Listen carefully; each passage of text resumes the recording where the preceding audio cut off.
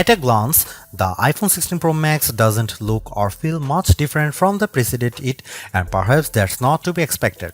The competitive game of smartphones is now one of inches. The question is, can the small or even invisible changes add up to something big? In the early going with the iPhone 16 Pro Max, I would say the answer is yes. There is one other truly noticeable physical difference between the old and new iPhones. The iPhone 16 Pro Max has the new camera control. This button is bigger deal than I imagined, and I'm almost embarrassed to say that I already like it quite a bit.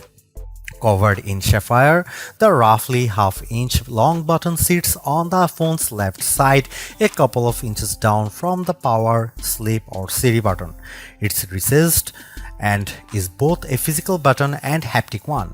A hard press gives instant access to the iPhone 16 Pro Max camera.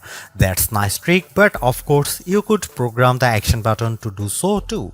However, when I pressed lightly on camera control, I felt a little haptic vibration and then could sweep up and down on the button to quickly switch between the phone's cameras. If I lightly pressed twice, I gained access to deeper image controls.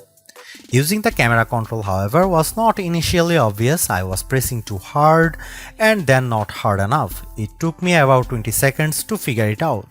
I could use camera control to switch zoom, depth of field and image styles. Oh, and you are not blindly guessing which settings the camera control enables. Every time I used it, a little black cutout appeared on the screen right next to the button to show me every setting and control. Yes, if you hold the phone in landscape mode, it begins to feel like you are using a traditional camera with one caveat. The feature that would let me light press to lock focus and long press to shoot is not yet enabled. I can, though, always full press to complete taking a photo. I even saw how Snapchat is already using camera control to control images simply and send photos to friends with the press of a button. Camera control seems like a slight misnomer. The button will also be used to enable vision intelligence, which lets you point the phone at an object and press the button to get a description. It's like circle to search without the circle, or I guess Google. As I noted above, the button is recessed and I found that it's quite hard to trigger it accidentally. That's a good thing. Is this the best iPhone Apple has ever made? Possibly. It will certainly claim a spot near the top of our best iPhone list and maybe even best smartphones.